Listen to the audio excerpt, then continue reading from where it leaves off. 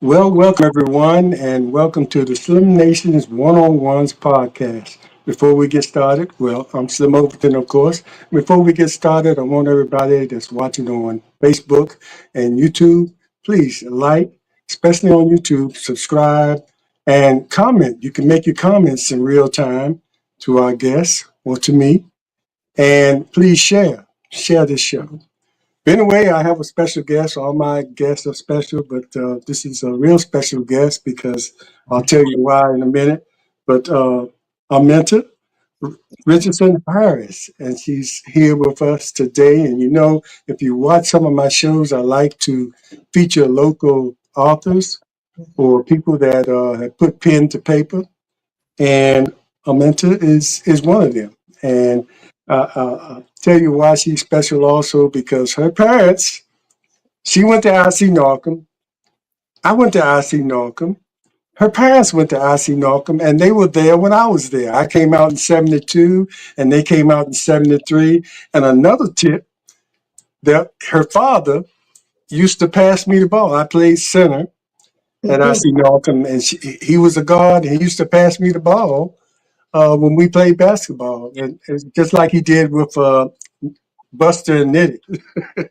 Anyway, his childhood friends. But anyway, so this is why she's special too, because I go way back with her parents. And as a matter of fact, her mother has been on another podcast that I do, Portsmouth Coffee Talk, several times talking about breast cancer.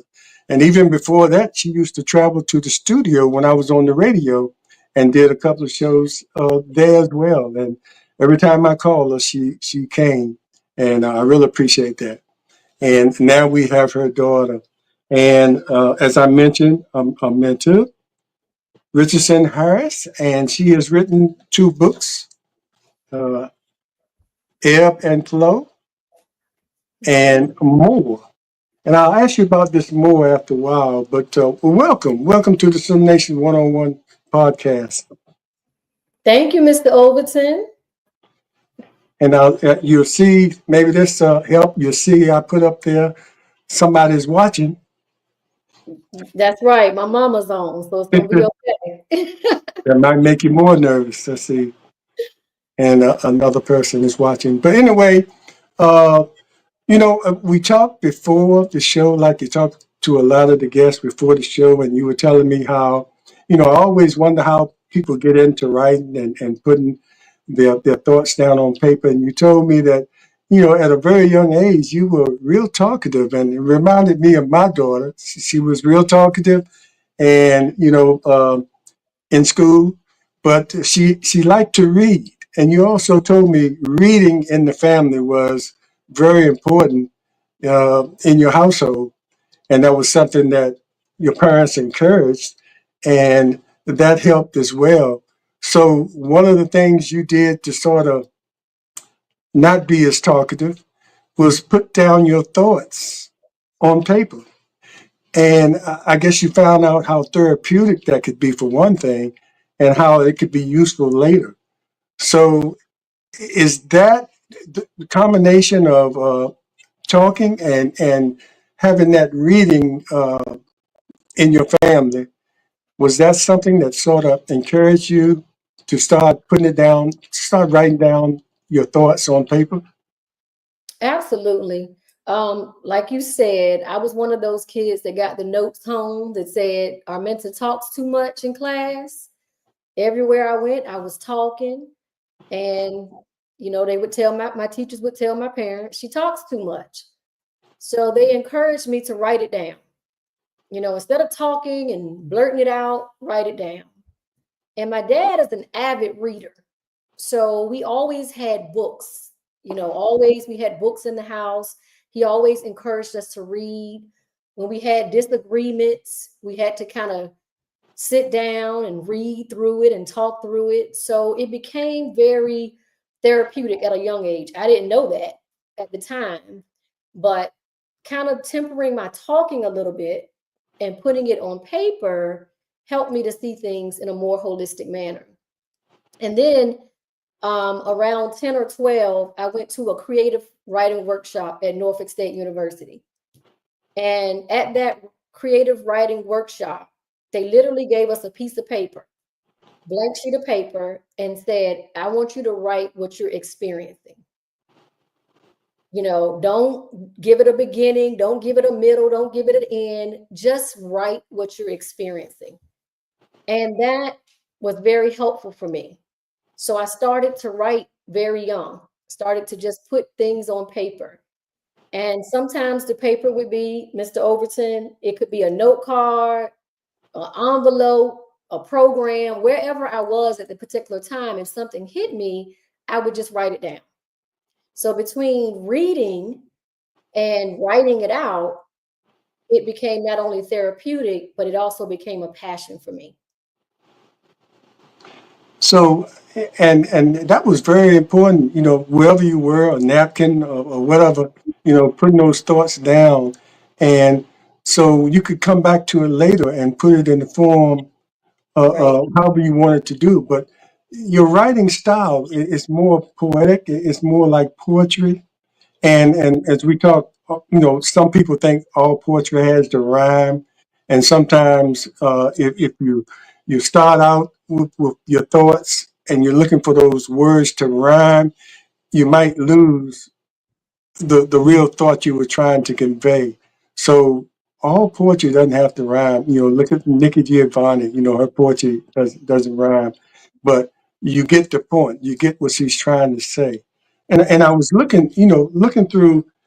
Let me, can I bring this one particular up because I think it covers a lot of people. It was in the first book, Ebb and Flow in the Yeah. Funk.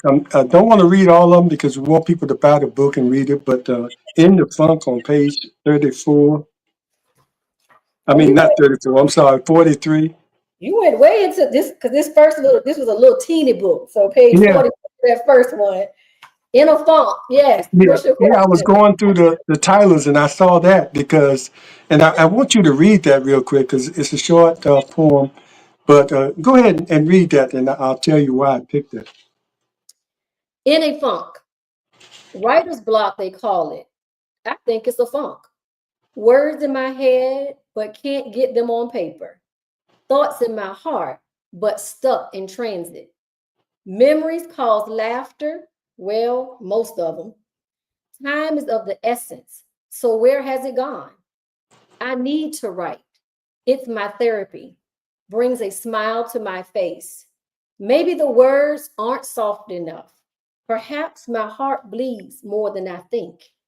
And those memories, you figure it out. After all, I'm in a funk. Yeah, indeed. And you know, you're kind of referring to writer's block or something like that, but it can go a little deeper than that for people, you know, because my wife always says sometimes when she's down, I'm in a funk today. And so it can describe people's day and how they're feeling at the moment, you Mhm. know, and that's what, and it's things like this all through the book that it's your personal recognition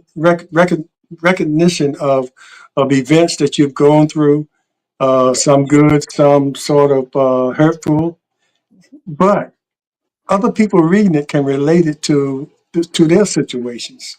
That's what I Right. found so amazing about the book. You know, it translates well with other people, even though it was a personal, most Mhm. of my personal poems for you. Was Right. that And that, your intent or it just turned out that way? no, everything in these books is not just about what you see. It's not just about writing. It's about life. It's about experiences. And as you've mentioned, there are several forms of writing. So some of my writing is creative writing. I'm writing from experiences. I'm trying to paint a very vivid picture because if I'm going through it, you probably have too. Some of it is poetry, well, where it rhymes. Some of it doesn't. Some of the English is not so great because it's designed to be that way. Right. Some of it is from a speaker's point of view. So everything that I write is definitely more to it than what you just see on paper. So when I was in a funk, I may have been talking about a relationship. I may have been talking about a situation, and I couldn't get it out.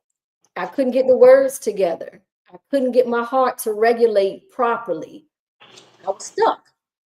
So, as you know, in a funk, eventually you're going to come out of it. But I've Yes. learned the key to it is to master the time I'm in there. What lesson am I learning? I ask my daughter that all the time. What's the lesson here? We're going to have failures. We're going to have disappointments. We're going to cry. And if you ever been in love, Mr. Slim, you know that love can make you cry. Yes. So it's what do we learn about that? What are we going to do differently the next time? Or are we going to do the same thing? We might, because we might have liked it a little bit. So anytime I sit down to write, I'm writing about an experience. Maybe yours, maybe mine, maybe a combination, but it's an experience. Yeah, that seemed to be the driving force in this book, and like I said, it was kind of personal. Some of the stories, some of the poems, like Queen Candace, that was had to be real personal. I don't know if you want to get into that, but Sure. that's a story too that Yeah, I picked up on uh, seeing sure. that I'll talk about Queen Queen Candace. Candace. Sure, I'll talk about Candace because you put up here poetry with a purpose. And this first book, Ebb and Flow, was written. It was my birthday gift to myself. I was turning 40. And my sister, Candace, planned this beautiful 40th birthday party, huge birthday party when I turned 40. So a lot of what you see, my brother, my sister, and I, we were all still a unit. We were together. And there's a poem that's in the next book called We Three Are One. That's how my parents raised us, that although it's three of us, it's just one. All of our interactions were one. My sister cousins, my brother cousins, we were one family. So my sister's the baby. I'm the oldest. My brother, Roderick, is in the middle. So Candace is definitely our baby. So I write about Queen Candace on page 23, and this was for one of her birthdays, and it says, Queen Candace, all hail Queen Candace. Over a quarter of a century ago, a queen was born. All hail Queen Candace, named for royalty, destined for greatness. She grew in wisdom, talented beyond imagination, beauty beaming from within. All hail Queen Candace. Saved, sanctified, and oh so sexy. College graduate, teacher, wife, daughter, mother, friend. All hail Queen Candace. Celebrate God's goodness, for he's allowing us to be in the Queen's chamber. All hail Queen Candace. So this book was written, my sister was here when Ebb and Flow was written. So I Mm. wanted to make sure that I dedicated something to her because Mr. Slim, I could not have known that in 10 years later, this book, she would not be physically with me. Mm. So it's very important, like I said, to maximize every opportunity because you don't know. The baby, we had her up here. She's our Mm. baby, right? Super talented, beautiful, outgoing, everything that you could think of. So it was important for me to recognize my Queen Candace, our sister, our baby sister, in this book. And when we start talking about more, this is what got me out. This was my therapy. This was my revolution. This was my therapy. It's your therapy. Yes. Yes, indeed, and as well as therapy for other people that I suggest get both books. They and read the first one first, and then read more. Uh, it come together, and that's another reason for uh, I have to give your parents for encouraging you all to read, because each one of you all develop a way to express yourself differently. Yes. And I'm sure that came directly from reading. You know, Yes. you lean more towards expressing yourself and writing it down. And so talk about your brother and your sister, how they express themselves and directly from reading, because Yes. reading is fundamental. It is. And, my sister, as we've talked about entrepreneurship, you know, managed the school. She's an author as well. She has a book, Gimme Won't Get It. Really was big on education. Now, I'm the oldest, but I was not the smartest. I was the one they had to do a little bit more work. So, I had to do some reading. I didn't comprehend well. They sent me somewhere to get me some help. I didn't test well. But if I had to write a paper, I would do very well. But I didn't test well. So Candace definitely tested well, had the imagery going on, all of that. And as you know, my brother, Colonel Roderick Richardson, lots of reading, the brainiac in the family. But at the end of the day, our parents just engulfed us with support. So whether my brother was playing football, we would get up in the morning, we had to stay at the field all day long, all day, because it was all about support. So reading was very important to us. I remember one of my favorite books, well, actually probably one of my dad's favorite books, but it became ours, A Raisin in the Sun. We would have disagreements and we would be talking about, oh, brother shouldn't do this or do that. And go read the book. Don't look at the movie, read the book. Understand what brother was all about. Understand why brother was the way brother was. And guess what we call my brother today? Brother. Brother. Very fundamental for us. All of us college graduates, my parents just instilled that education and they supported us through it. Even me, the one who it didn't come easy for me. Learning didn't come easy. I was an average student, very happy, real happy though, but just average. So I had to do a little bit more around the comprehending piece, and writing helped me to discover my strengths. So we're different, but technically we're all one. All one. And I want to let me put this up here. I want to in ebb and flow on page 3, right at the top. Oh This yeah, paragraph here: love has no limitations, boundaries, or fences. It renders one hopelessly in need of that which it cannot comprehend.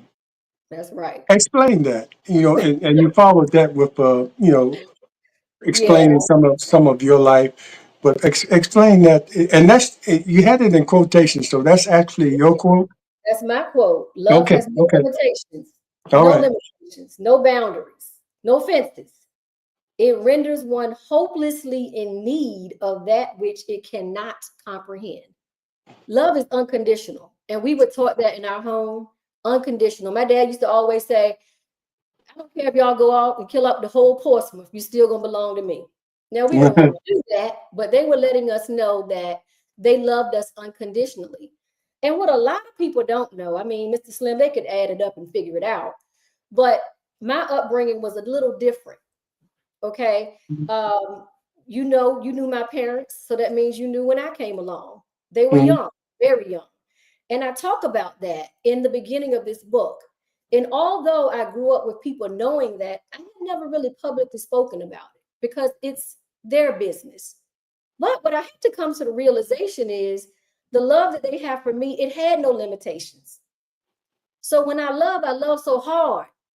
Anybody on this live is listening to me. If I love you, I love you. I cannot help it because that's all I know.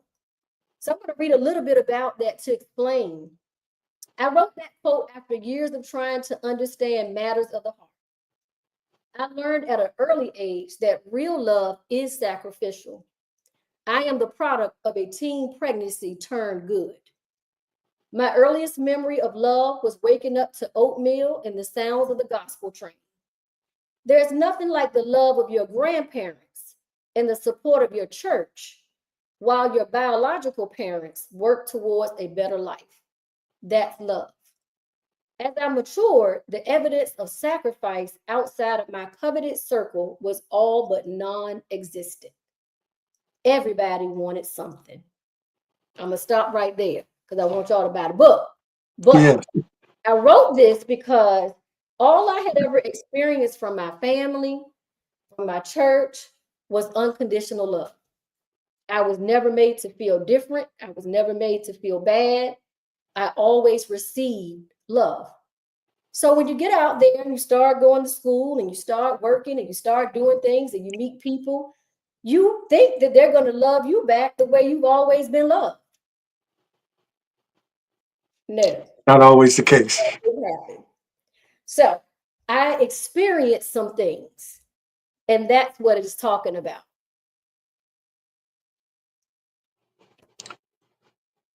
So, so when you got into the second book, I want to ask you this. Sometimes books or titles have meanings that we kind of miss. Okay, for one thing, you spell it's all caps, and then you have that period there. Is it a reason for that? Yeah. Because you know, yeah, I mean, some people might overlook it, but the first thing I saw, okay, that period is there for a reason. So, talk about that. That period signified that was the end of me realizing I had more in me. Not the end of me doing more, but the end of me realizing that I had needed to do more. And in the very beginning, I said this book is dedicated to those who remind me that I have more to do. And I talk about my daughter, my nieces, my nephews, my godchildren. I remain grateful to my ancestors and village for inspiring me so that I may inspire others. I am living at the edge of my capabilities for them. So the more has a period simply because this 10-year period between ebb and flow and more, I had to come to some conclusions, Mr. Slim. Hmm. It's Yeah, always it's gonna always go on, right? It's gonna always be an evolution. We're always gonna continue to learn.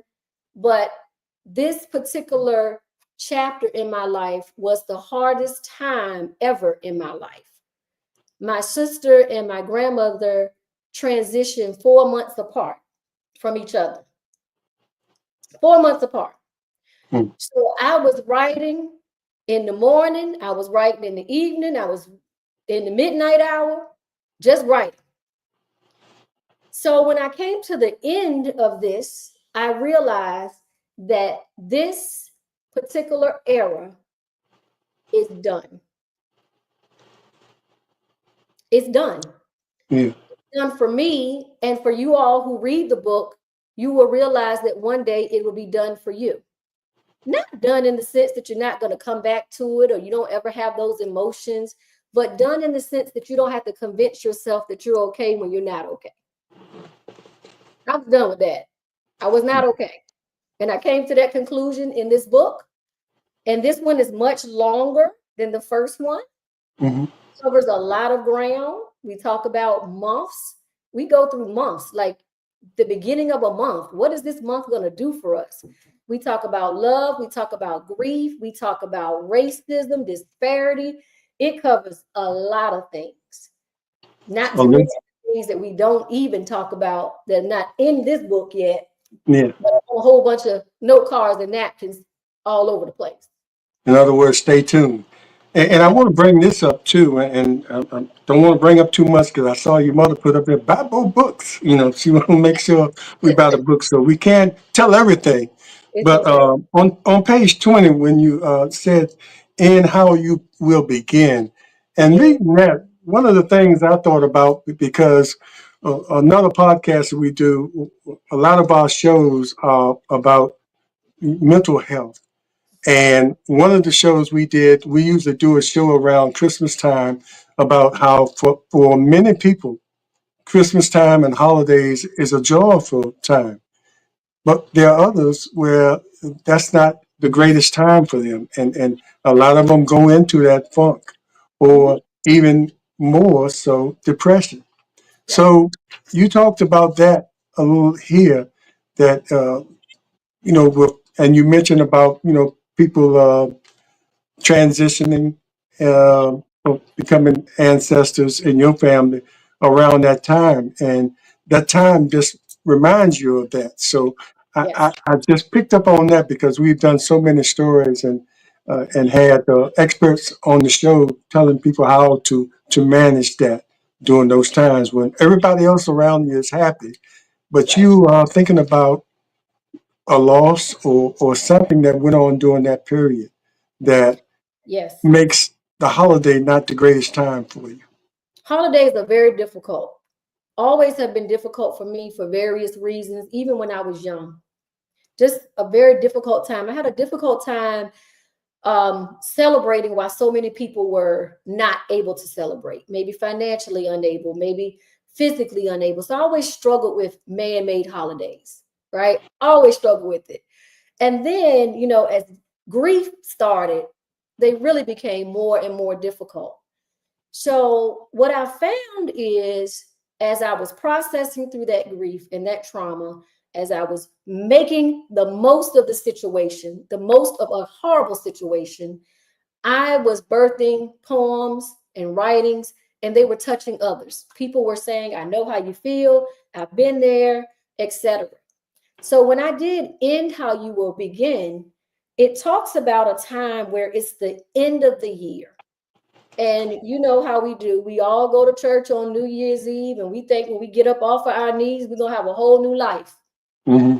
Just a few hours. It's just the next couple of minutes. So I had purposed in my heart to end that year how I wanted to begin. So I needed to do some processing. And it starts with for decades, my mental holidays were plagued with sad memories. Don't get me wrong, I've had my share of good ones too, but the sad ones loom. They were at the center and all consuming of my thoughts. Despite the efforts of tinsel and trees, parties and activities, spending and fellowshipping, the creation of new memories, some were expensive too, by the way, nothing erased or minimized this overwhelming emotion of sadness. Well, something changed this year. Sure, the tinsel and the tree went up and the new memories are filed in my brain, but something changed. Here it is, y'all. Lean in. You see, I spoke my truth to myself and freed my mind to accept those things for what they were, sad. I spoke my truth to myself and willed myself to honor the moment. And then I did the unheard of. I spoke my truth to someone else. I've been taught all my life, nothing is a blessing until you share it with someone else. That principle works with stuff, and it also works with truth. So not only did I say, hey, y'all, I'm not that happy, I'm kind of pissed off, it helped me. And I was able to share that and walk in that. And that's why this has a period. Yeah. Not because I don't get sad anymore, but because I'm not scared to tell you I'm sad. If I'm sad, I'm sad. Yeah. And I'm going to sometimes it really helps.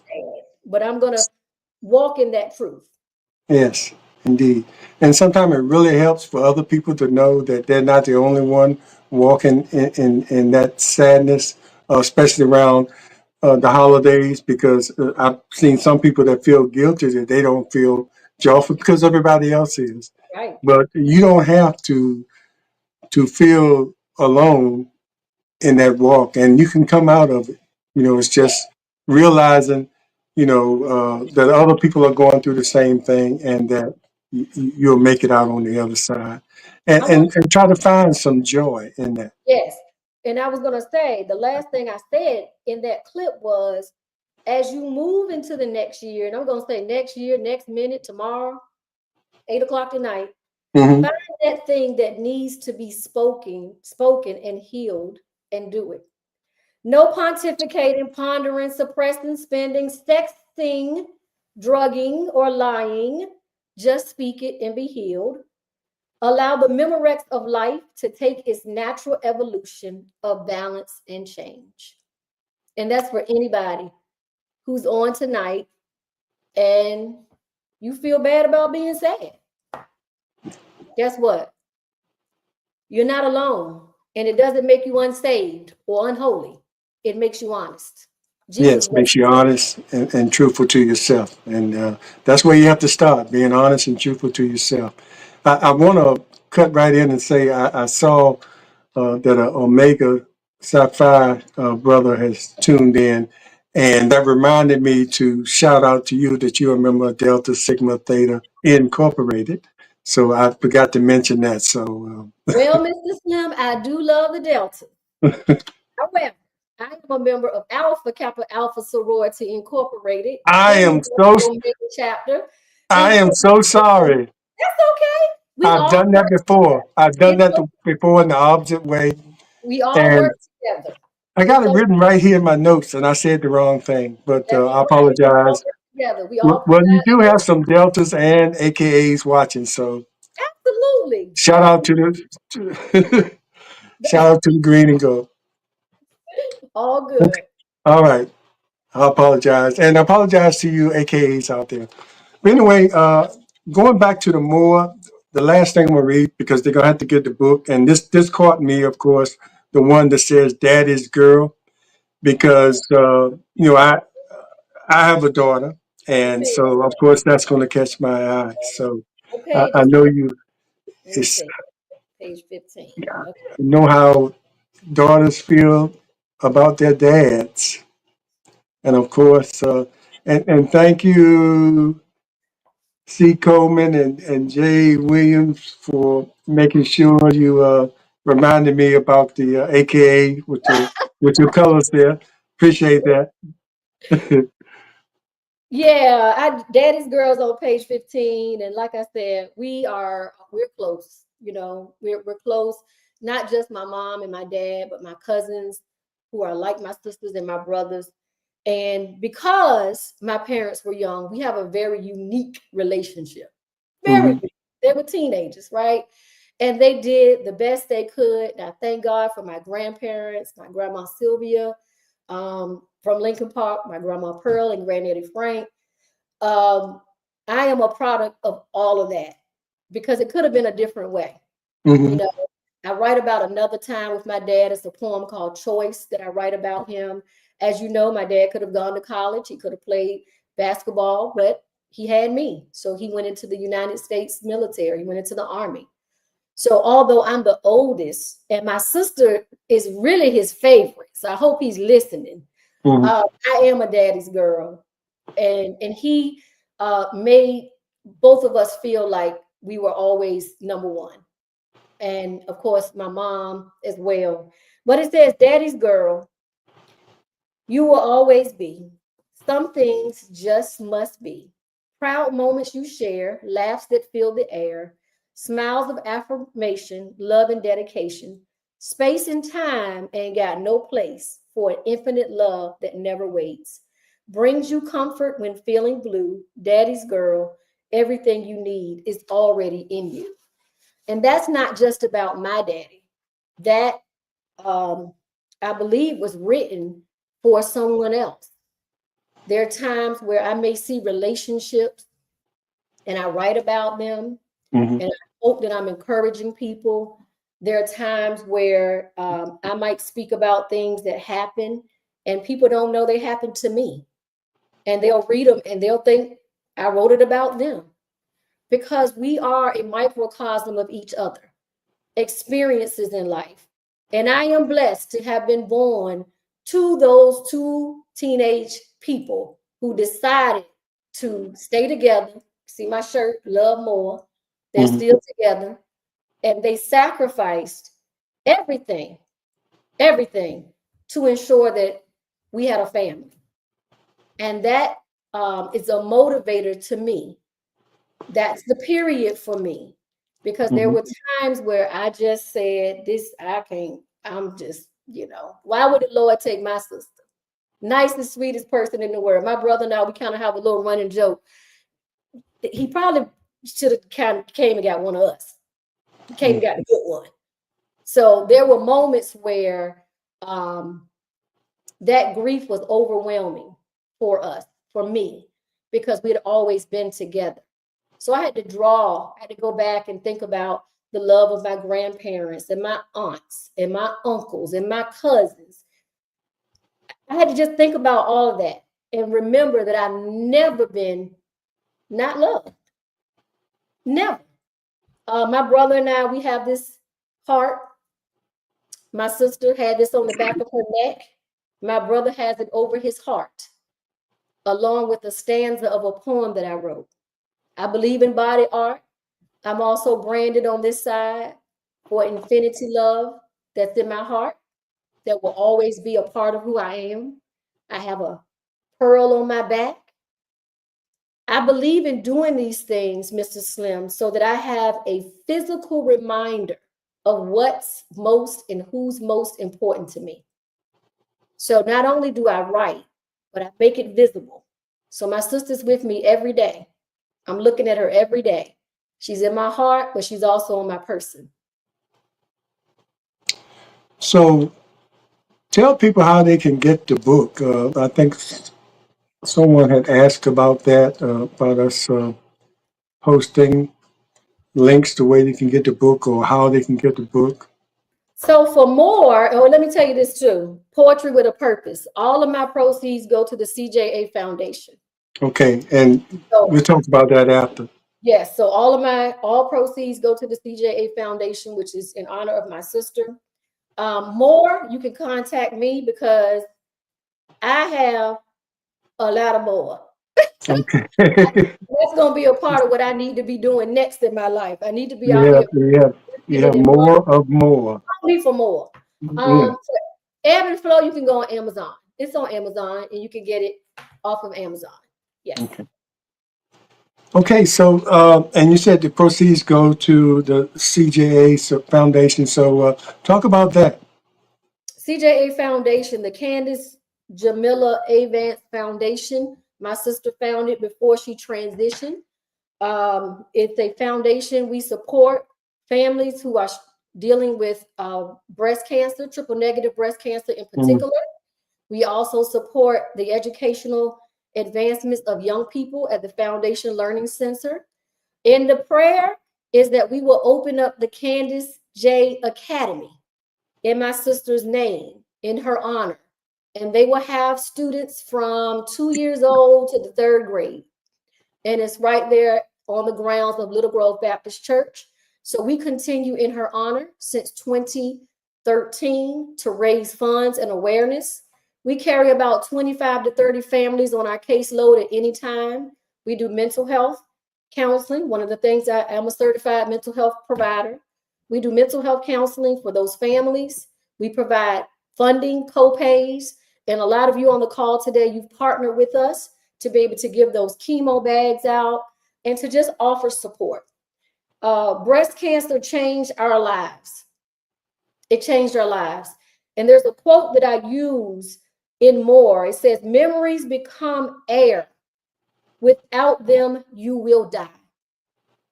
So I encourage anybody who's up here, make memories. Stop being mad. We just got to move forward. We have to move forward. And I'm the type of person that it takes me a lot to move forward. But in this part of my ebb and flow, my more, now I'm on a touch of mint, I ain't mad about anything. I don't like what's happening, but I'm not going to treat you differently because of it. right. Because I'm doing a lot right now, Mr. Slim, on the plight of our lives and what's happening. I told my daddy I will not produce the next book until he has retired because I say a lot of different words in that book about what we're experiencing right now. Lot of creative, A creative lot of words in there. writing, a lot of creative writing. Well, some words are attention getters, and you have to use them. And a lot of people use them in the literary field to really drive home a point. So Mhm. I'm sure he'll understand that. So what I would like to do, are there any questions, or we could talk a little bit about, I have this one poem that I've written recently that I do want to read to Yes, please, encourage. please do. I want to read. So this one is not in a book yet. It's if you're on Facebook, I post a lot of my things to Facebook, but this one is to encourage all of my brothers and sisters right now who are experiencing what we're experiencing. I want to remind you who you are. And it's simply entitled Mono. And it was inspired actually by a discussion with my mom. She was on your show and she was talking about some different things. And she, we talked about mono and we were talking about it. Was So that the show she came on yeah, about politics? yeah. So it was Yeah. inspired by that. So I want you all to know, here it is. Mono what? We are not monolithic, monofocused, monocarpic. Mono is not synonymous with us. We are many. We are multifaceted, micro, macro, magnanimous. We push and pull, create, invent, imagine, plant, and harvest in and out. Do not clutch your pearls nor grab your piece, or our dust was just bound to meet. You're merely in the passage of suffering and peace. Relentless solitude is what we seek. Please educate yourself on who's who in this here man-inflicted zoo. We are a force, thrust from ourselves, yet compelled to dwell in this land of mono-ness. I am queen. He is king. We are our ancestors and children's expectation and prolific dream. Mono what? I like that. Don't try to put us in a box. We're not mono. We're many. And And often people do. We are all shapes, sizes, and thoughts, and you know. So that's great. I like that. any questions? I saw something where somebody was asking about one of these poems on a page. I thought I saw page 19. I don't know which one. Which book? The first book? I saw it in the chat somewhere. I don't know. Was it 19 of ebb and flow or is it 19 of more? Was it? If it was on your page, I didn't see it, but Okay, it was I'm elevation. It was 19 of more. okay. Go ahead. Elevation. I was preordained before time, the moment of elevation to be set apart by thine, our blessed Savior and Lord, to carry forth his word that never returns void. Stand firm, for his promises are true. He's blessing all of you. Your family shares this holy moment. Elevation of spirit is a beautiful price to pay to reign with the King of Kings on one promised day. Elevation was in reference to someone being elevated to be with Christ. It was about us going higher. And it all goes back to what I said in the beginning. It's a sad time, but you got to find the truth in that. You have to find something to get you on the other side of it. And elevation does that. When we leave this place, we're elevated. Our spirit becomes one with him if we know him as our personal Lord and Savior. So I encourage you also. I write from a place of spiritual wholeness, not perfection, spiritual wholeness. Elevation. Yeah, I mean, this book is just full of inspiration and therapy, and that's not your profession, but I mean, you are a facilitator. I guess some of that comes into play with that profession, but it's just full of it's something for everyone. I'll put it that way. It's a little something for everyone. If you go through the book, you'll find something in there, one of those poems or one of those writings that you can identify with. And that's what makes the two books together so important. So make sure you get these books. Do I have it turned right? Yeah. Make sure you get these books. And it's for a good cause too. It's for a foundation for breast cancer. And going back to that double negative breast cancer, it mostly affects African American women, if I'm not mistaken. it's real, percentage is real high with them. And as you think about, I know your church is in Suffolk, but Portsmouth has one of the highest rates in Virginia of cancer, period. So it's some things that we really have to look at, the education as far as that concerned, early detection and things like that. So that's why those times that your mother was on the show, that was so important. The information she shared there and other places, and you share as well, are so important. Yes. And The it triple-negative goes all breast through cancer. this book. Yes. Mhm. So we're kind of winding down now, but you really gave some great information, and I learned some things just by reading your book. And especially with people, some people try to put a mask on their sadness or their grief or what they're going through because they think that especially with men in some cases, that they can't be vulnerable and they have to hide. And the most important thing is to, if you don't know how to express it, put it down on paper. However you write it, however you say it, and that's the way you write it. You don't have to be a professional writer or anything like that, but just write it down or talk to someone is one of the best ways. So that's probably the gist of what you're trying to get across. Make sure you don't hold that in and don't blame yourself for a lot of things that happen in your life. You'll get through it.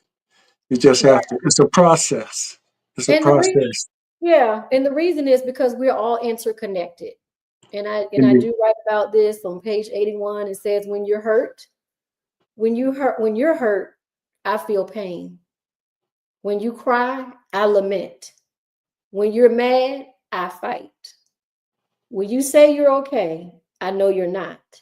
And that's all right, because as long as I am, you are also. I think we have let's see, here's a question for you Okay. from J. Williams. Says, what advice would you give someone who wants to begin the creative writing process and doesn't know where to start? Get you a blank sheet of paper and write down what you're experiencing. If it's a color, let's say you're experiencing rage and you don't know how to express that. What color do you think about when you think of rage? Write down the color. What anything that you can think of that will help you draw a picture in your mind of it. Just write it down. Then you come back to it and finesse it. I told Mr. Overton this. So when I did Ebb and Flow, I literally probably have, I don't know how many hundreds of poems, and they were all over the place. And one of my best friends, she literally stayed on the phone with me for days while we were working with the publishing company to pick certain poems out Mhm. because I just write them. And sometimes I don't always go back and edit them. So thank Right. goodness she was keeping a folder. Every time I would put something on Facebook, she was putting it in a folder. I didn't know. And I was like, oh, I want to write this book and I don't have any idea where to start. And she started with just saying, here's a list of all of your poems. So sometimes just write it down. Whatever you're experiencing, just get it on paper. And then you can go back and finesse. Some I go back and I edit because I want it to sound, proper. And there are others that say this and that, this and that, because that's how I was feeling at that moment. But some are written very well. So I would encourage you to just start writing because you have a story to tell. You have something that someone is going to benefit from. And then if you need help, you can always contact me.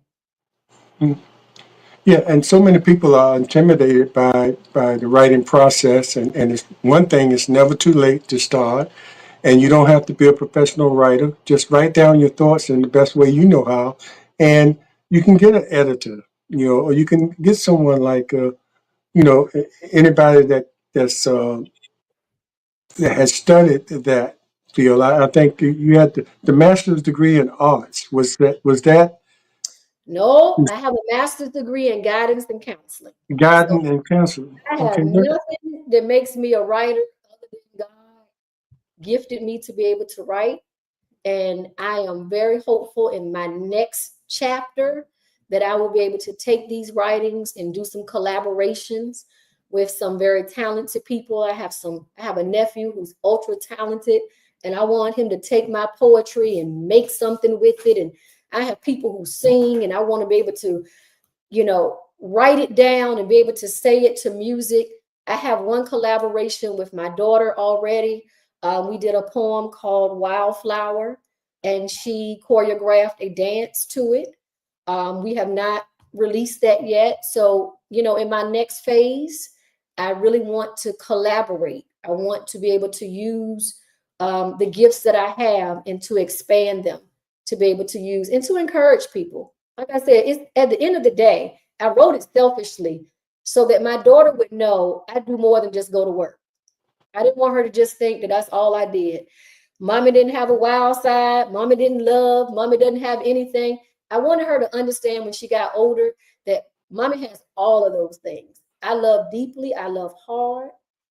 I love passionately. I get mad. I get happy. I get sad. I cry.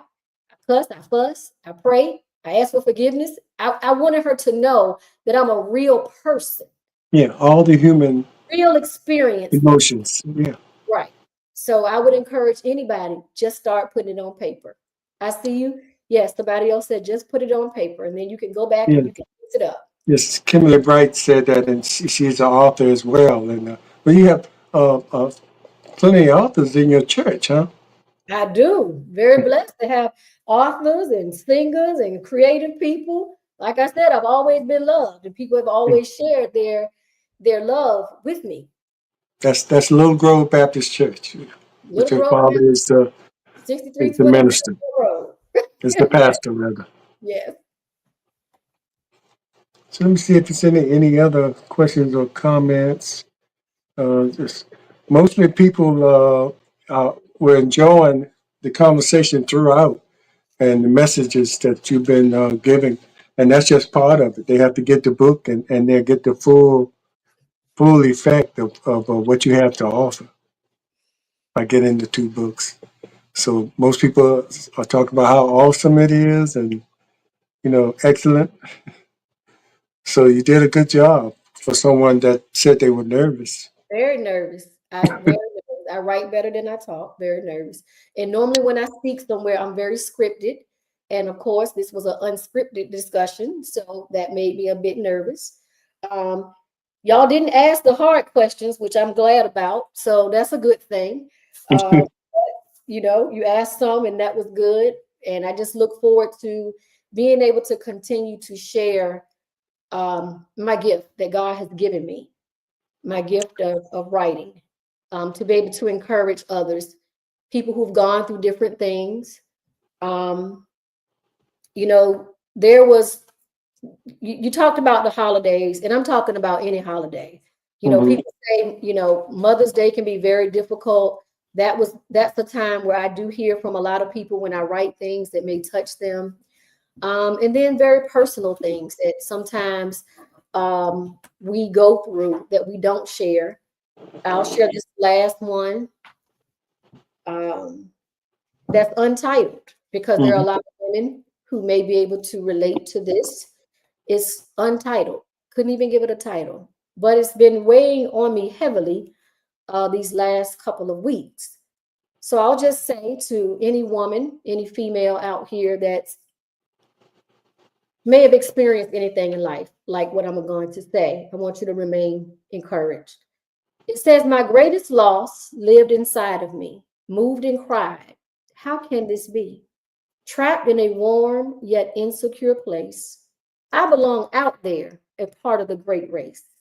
My greatest loss was made in love, shaped and formed by the master above. For my wrong was pardoned and I made free, yet my greatest loss was taken from me. So I want you all to be encouraged as you live, as you lose, as you gain, as you reset. as you start over, just know that you have more to give. You have more. You have more love. You have more of everything inside of you. It's just a matter of you making yourself available to share it. Well, Arminta, that was great. I'm so glad you agreed to come on here and talk. I know you were a little apprehensive at first, but I'm glad you immediately brought the books over to me, and I immediately start scanning through it and then start reading it. And I think your book is going to help people. It's going to help people see themselves and see what they need to do to heal. Sometimes you have to take it past uh, just trying to heal yourself. You have to go get professional help.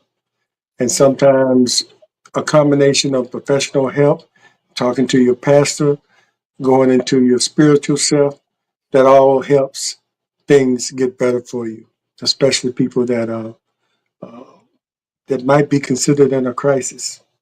Yes. And it can go that way real fast. It can start out real small, and there's no such thing as being a little depressed.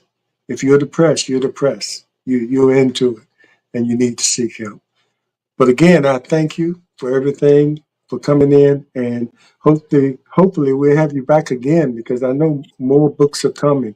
And even before they come, please come back and talk about some other things. I know uh, some people like to talk about politics too. They can like to express, how they feel, what's going on, and there's a lot going on. And so hopefully you can come back and talk about whatever you want to talk about. I really appreciate it. And thank Thank your daughter for helping you and setting up the lighting and everything she did. And good luck to her at Bowie State. And I hope they never beat Virginia Union again in football. you. But it is what it is. So we'll see you all next year. But thanks everybody for watching, and we appreciate it. And if you want to watch this again, go to the YouTube channel and watch it again, so you can subscribe to my channel. We're trying to grow that channel. But anyway, thanks again. And I always say, be aware, be informed, and most of all, be involved. Take care, and you have a great evening. We'll see you next time. Right. See you. Thanks a lot. And say hello to your parents. And Rick and I are retired, but we in our mind we still got it, Yes, basketball wise. definitely. How My about it? greatest cheerleaders, my parents. So I'm forever grateful. Yes, indeed. Thank you. Take care. It's time for us to sit down at the table and turn this chaos into something stable. For love, one on one. We will not accept defeat, not on our land, not in our streets. Getting it done. Reaching out to save the youth, letting them know the truth. Slim